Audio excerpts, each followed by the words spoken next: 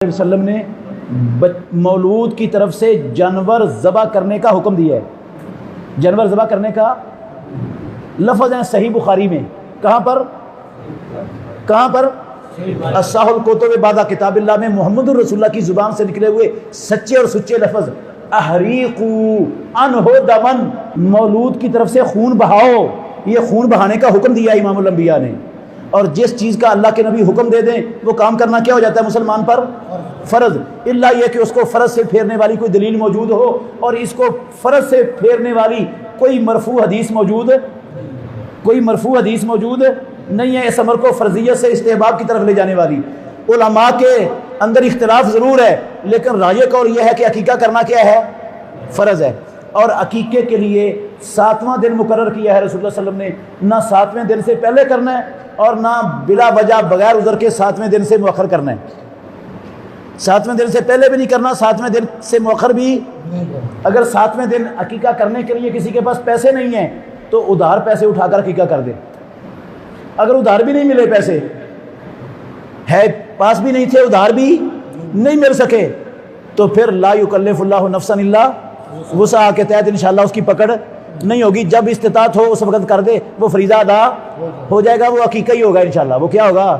کئی کہتے ہیں پھر صدقہ ہو جائے گا، وہ گوشت خود نہیں کھا سکتا، نہیں، وہ عقیقہ ہی ہوگا۔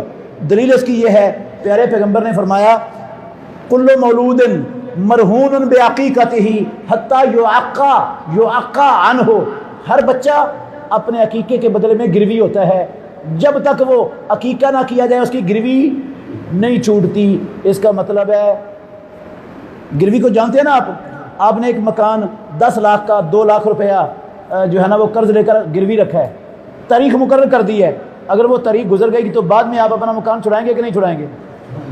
ہیں، وہ تاریخ پر آپ پیسے نہیں دے سکے تو اب مکان چھڑانا ہے کہ نہیں چھڑانا بعد میں؟ تو بچہ بھی گروی ہے، اس کو چھڑانا نہیں ہے، وہ گروی رہے گا جب تک عقیقہ حتی یعقى عنہ۔ ہاں، جب آپ گروی چھڑانے کے لیے جانور ذبح کر دو گے وہ عقیقہ ہی ہوگا، یعقى عنہ، وہ عقیقہ ہی ہوگا، وہ صدقہ نہیں ہوگا۔ اور عقیقے کا گوشت، عقیقہ صرف بھیڑ بکری قسم کے جانور کا ہوتا ہے، اونٹ کا، گائے کا، بڑے جانور کے عقیقے کا اسلام میں تصور نہیں ہے۔ صحیح بخاری میں، ابو داود میں، ساری کتابوں میں اللہ کے نبی نے بھیڑ بکری قسم کے جانور عقیقے کے لیے متعین اور مقرر کیے ہیں۔ ہماری ماں عائشہ ام المومنین کا بھانجا پیدا ہوا، حدیث ہے سنن الکبریٰ بہقی میں صحیح سند کے ساتھ، لوگوں نے کہا اللہ نے بھانجا دیا ہے، اونٹ کا عقیقہ کرو، اونٹ کا عقیقہ کرو۔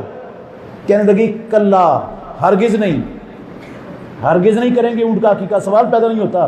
اللہ کے نبی نے بھیڑ بکری قسم کا کہا ہے، وہی کریں گے، سنت اللہ کے نبی کی سنت پر چلیں گے، اونٹ کا عقیقہ نہیں کریں گے۔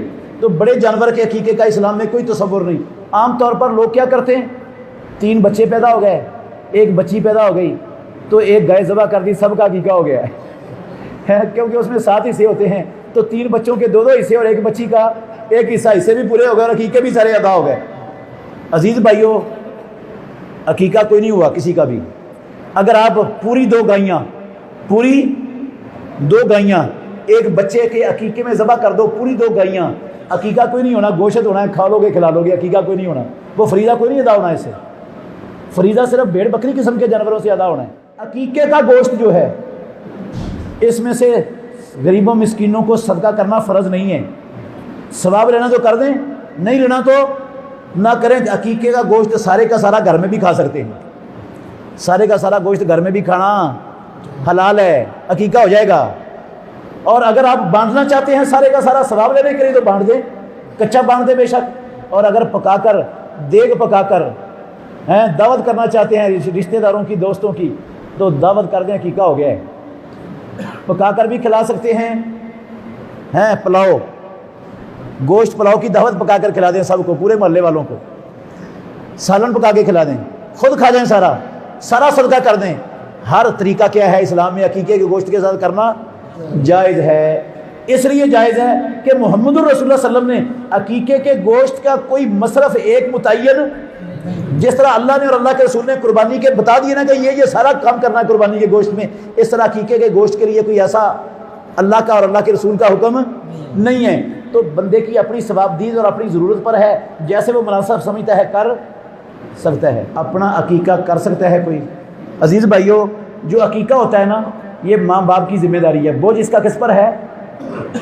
کس پر بوجھ ہے؟ ماں باپ پر۔ بندے پر اپنے پر بوجھ، اس کا عقیقہ نہیں ہوا تو اس پر بوجھ نہیں ہے، بوجھ اس کے ماں باپ پر ہے۔ اگر یہ اپنے ماں باپ کا بوجھ اتارنا چاہتا ہے، انہوں نے نہیں اتارا اپنا بوجھ، تو اتار سکتا ہے کہ نہیں؟ اور ماں باپ پر بوجھ ہو تو اولاد اتار سکتی ہے کہ نہیں؟ اتار سکتی ہے۔ تو یہ اپنا عقیقہ کر دے گا تو ماں باپ کا بوجھ اتر جائے گا۔ ماں باپ پر قرض ہو تو اولاد نے پیچھے اتارنا ہوتا ہے کہ نہیں؟ اتارنا ہوتا ہے۔